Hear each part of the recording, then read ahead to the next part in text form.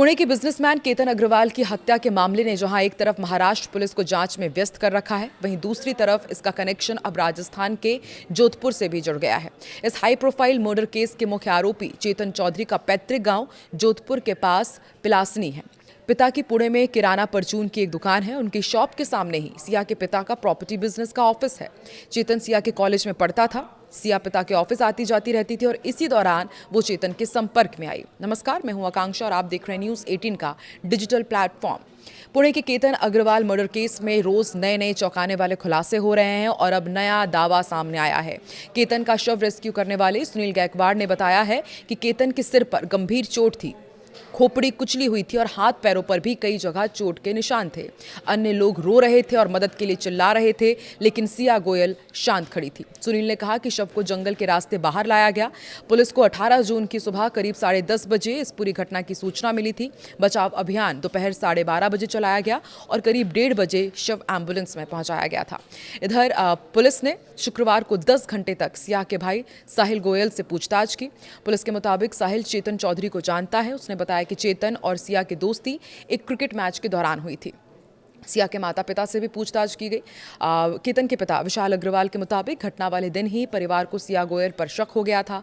मौके पर मौजूद महिला पुलिसकर्मी ने जब कहा कि केतन अभी जिंदा है, उसे तुरंत अस्पताल ले जाना चाहिए, तब सिया के हाव भाव बदल गए थे। इसके बाद सिया ने परिवार के सवालों का जवाब भी ठीक तरीके से नहीं दिया। दरअसल सिया और केतन 18 जून को पुणे के लोहगढ़ किले पर घूमने गए थे। इसी दौरान केतन की खाई में गिरने से मौत हो गई थी। सिया पर बॉयफ्रेंड चेतन चौधरी के साथ मंगेतर की हत्या का आरोप है। दोनों पुलिस हिरासत में हैं और उनसे पूछताछ की जा रही है। जानकारी के मुताबिक केतन के इस मर्डर को लेकर के आज सिया को और चेतन चौधरी को ग्राउंड जीरो पर लेकर जाया गया था, जहां पर उनसे पूरा क्राइम सीन रिक्रिएट कराया गया। केतन की बहन ने सिया से पूछा था कि वो कहां बैठी थी, केतन कैसा गिरा और किले के उस किनारे तक कैसे पहुंचा। सिया ने किसी भी सवाल का जवाब नहीं दिया था। उसका रोना भी परिवार को बनावटी लगा था। अगले दिन भी जब वो उनके घर आई, तब भी परिवार ने पूछा कि केतन का कौन सा पैर फिसला था, लेकिन वो चुप रही। सवाल जवाब के दौरान शादी तय कराने वाली जो बुआ थी, उसने सिया को कहा कि तू यहाँ से चल दे, और ये कह करके वो वहाँ से ले गई। इसके बाद परिवार का शक और गहरा हो गया। विशाल अग्रवाल ने बताया कि उसी शाम परिवार ने बैठक कर पूरी घटना पर चर्चा की। उनकी बेटी ने कहा कि कुछ ठीक नहीं लग रहा है। परिवार ने पूरी घटना को जोड़कर देखा, सोसाइटी के CCTV फुटेज खंगाले। फुटेज में दिखा कि लौटते समय सिया रो भी नहीं रही थी। शक बढ़ने पर परिवार ने पुलिस को सूचना दी। केतन को सिया के अफेयर की जानकारी नहीं थी। हालांकि उसे कई बार सिया का फोन लगातार बिजी मिलता था और इस पर उनको शक भी हुआ था। उसने परिवार से पूछा भी था क्या सिया के बारे में पूरी जानकारी ली गई है, और परिवार ने उसे भरोसा दिलाया कि रिश्तेदारों ने पूरी पड़ताल की है।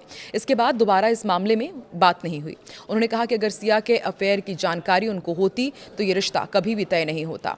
पुलिस के मुताबिक आरोपी सिया गोयल और चेतन चौधरी ने हत्या से पहले और बाद में अपने मोबाइल की चैट हिस्ट्री भी डिलीट कर दी थी। दोनों ने साइकिल बिन भी खाली कर दिया था। डेटा रिकवर करने के लिए दोनों के मोबाइल फॉरेंसिक लैब भेजे गए हैं। पुलिस ने सिया के कॉल रिकॉर्ड खंगाले। इसमें एक मोबाइल नंबर पर जनवरी से केतन की हत्या वाले दिन सुबह 7 बजे तक सिया ने 2004 कॉल में करीब 338 घंटे बातचीत की थी, यानी कि दोनों रोज करीब 11 कॉल्स में 2 घंटे बात करते थे। ये नंबर पुणे के ही एक और व्यापारी परिवार के लड़के चेतन चौधरी का था। चेतन का घर पुणे के उसी इलाके में था जहां सिया के पिता का ऑफिस है। पुलिस के मुताबिक पूछताछ में सिया ने बताया कि उसे केतन का विग लगाना और हकलाना पसंद नहीं था। इसी वजह से उसने हत्या की साजिश रची। हालांकि केतन के पिता के मुताबिक शादी तय होने से पहले ही सिया और उसके परिवार को केतन के विग के बारे में पूरी जानकारी दे दी गई थी।